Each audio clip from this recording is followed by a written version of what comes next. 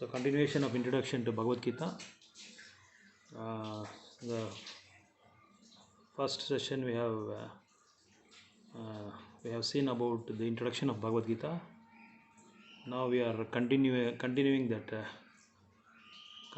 Now we are continuing the Bhagavad Gita as it is from the first chapter, observing the armies on the battlefield of Kurukshetra. Chapter 1, verse number 1. So before starting the session, I would like to offer prayers to my beloved Guru Maharaj and seek the blessings of all Vaishnavas and Vaishnavis, so that at the right place, at the right moment, the right words should be spoken, so that it should be helpful and constructive to the viewers and listeners. Hare Krishna. Om Namo Bhagavate Vasudevaya. Om Namo Bhagavate Vasudevaya. Om Namo Bhagavate Vasudevaya. Narayanam Namaskrutyam Naram Chaiva Narottamam Devim Saraswatim Vyasam Tado Jayamudriya Nashtaprayeshu Abhadreshu Nityam Bhagavata Sevayam Bhagavate Uttamasloke Bhaktir Bhavati Naistaki.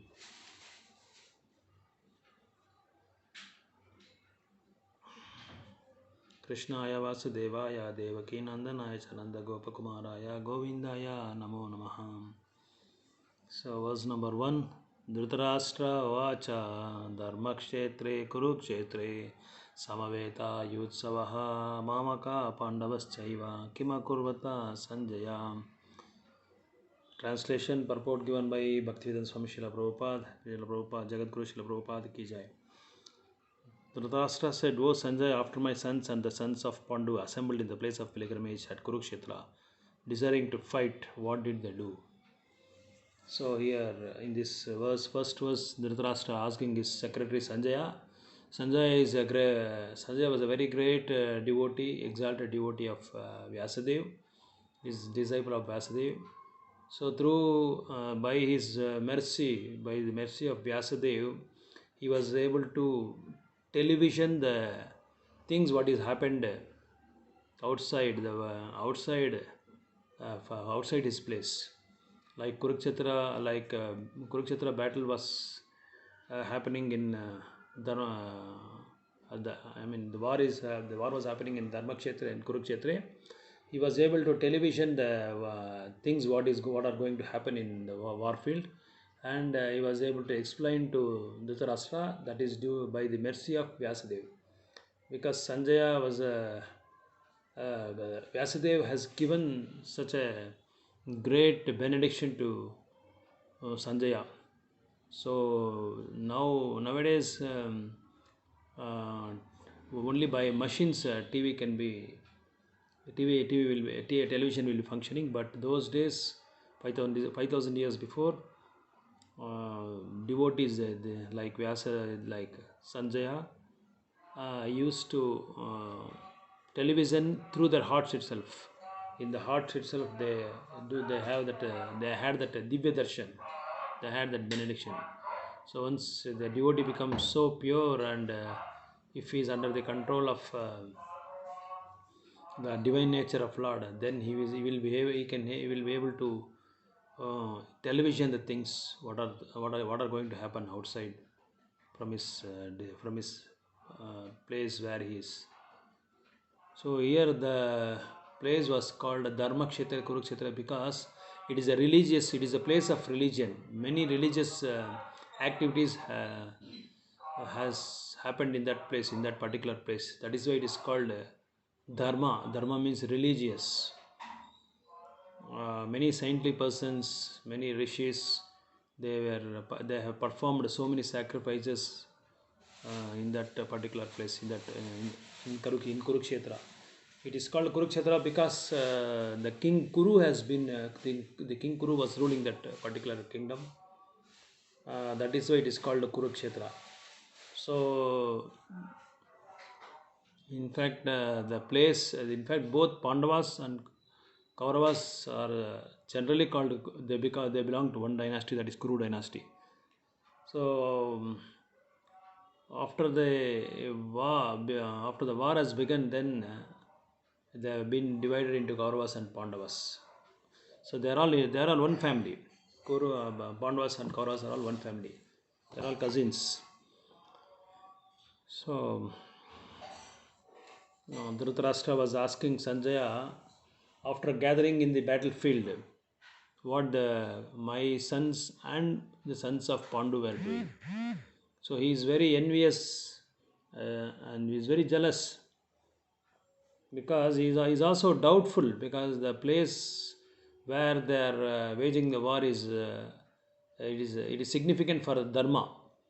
So generally, and we know that Pandavas are very virtuous people and very pious people, very devoted people, and they are loved by Supreme Personality of Godhead because of their pure devotion. So that is why he was doubtful. Dhritarashtra was doubtful whether the war is going to happen or not because they may settle down. Both of them they may settle down. Pandavas, let us not fight. Let us have a let us come for a compromise and we will settle down ourselves. Why to wage a war? So they may come. The scene may occur like that only. May occur like that. That is why Dhritarashtra was very doubtful. Uh, Generally, in India, according to the opinion of great politician and great devotee Chanakya, that the girls or women are not given a responsible post, highly responsible post, because in Shastras it is mentioned that women or girls should be under the protection of their father and mother when they are child, and when they are married, they should be under the protection of father. I mean the husband, and after the marriage, they should be under the guidance or security under the security of their husband. So like this, the Shastras gives injunctions. But in England, if you see, even girls and women also take up the greater responsibilities. So that will not happen in India. But nowadays, even in India also, the women's are protesting for their rights, birthright. So that's actually according to Shastra, it is totally, I can say, it is against Shastras. So it is non-religious principles they are following. So nowadays also we can see in our India, some percentage or quotas are given to women's also, because generally women, to say frankly, women's are very weak in handling the responsible posts. That is why Shastras doesn't allow them to rule the country or given greater responsibilities. There is also one verse which says, Viswaso naiva kartavya, Viswaso naiva kartavya, Shritus Raja Kuleshucha. It says that we cannot keep any faith or trust in women. That's what the Shastra says. Even Chanakya Pandit also says that. So, uh, after the death of, when Dhritarashtra became blind, he was not eligible to take up the throne. So that is why Pandu was given that chance. And Pandu, somehow by nature of law or some by his karmic action, he was not able to live a long time. That is why Pandu went to the forest and he was cursed by someone, I think, Pandu. That whenever you have physical relationship with your wife, you will immediately leave the body. So when this thing happened, it was so happened that Pandu was, when he was having relationship with his wife Kunti, then immediately left the body. Madri. I think it is Madri. I suppose. So that is why when Pandu died very in early stages, then the Dhritarashtra was also not eligible, and the Pandu sons were very small. Yudhishthir, Bhima, Arjuna, Nakula, Sahadeva. So they were taken under the control of, I mean, they were taken under the care of Dhritarashtra. And Dhritarashtra, so now after the death of Pandu, the conflict has occurred that who is going to become a king of Hastinapur. That now it is Delhi. So, and Pandavas are also taken care of Bhishma, Vidura, and all those great personalities. When Dhritarashtra was blind, he desperately wants to give this throne to his son Duryodhana, who is called Suyodhana in his early childhood. His name was Suyodhana, but because of his irreligious activities, he was called Duryodhana. Du means irreligious and doing cruel things to others. So this particular sloka throws light on the jealous people like Dhritarashtra, because Dhritarashtra was very jealous, and jealous people, their their mood is to, if someone is owning some property, something, and they want to acquire or occupy that or conquer that particular kingdom or particular place or particular property, that is uh, the meaning of jealous. So materialistic persons will be always jealous. So they always want to plug the properties of others. They always want to have own the properties of others. That is the mentality of materialistic persons. So after the death of Pandu, this question of kingdom, this question of throne has become a very big issue. But in spirituality, there is no politics, no diplomacy, and no jealousy at all.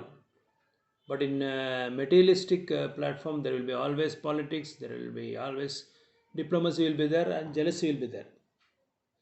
Now we can experience from in our place, in our own place, or in the country, or in the state, that how people are badly they want to get the throne, or badly they want to get some seats, some particular political seats. How uh, cruelly they uh, act to get that place, to get that seat.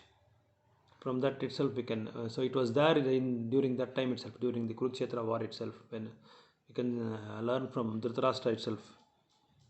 So it should be how Dhritarashtra was very cunning to get the throne, to give throne to his eldest son, Duryodhana.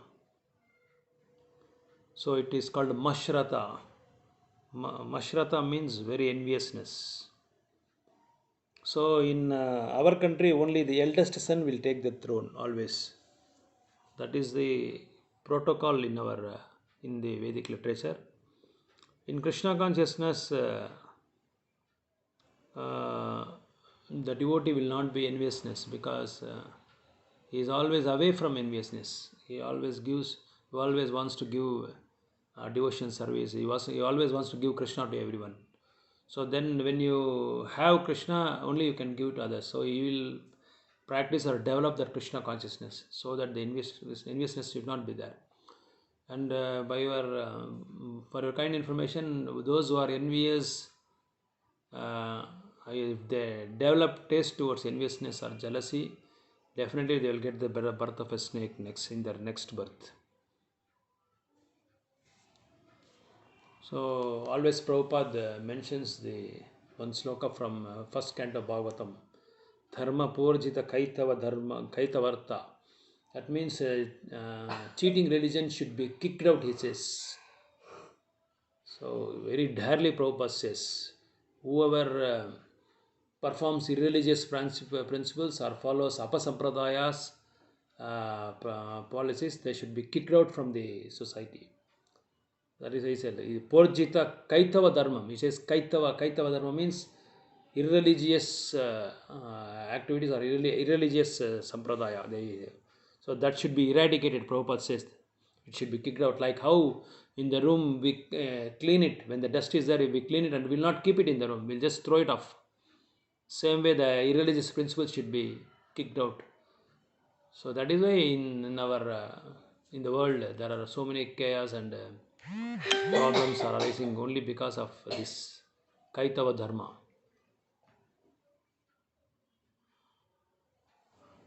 So then, so by literally jealousy means yeah, it is not religious, it is irreligious. That is the meaning of jealousy.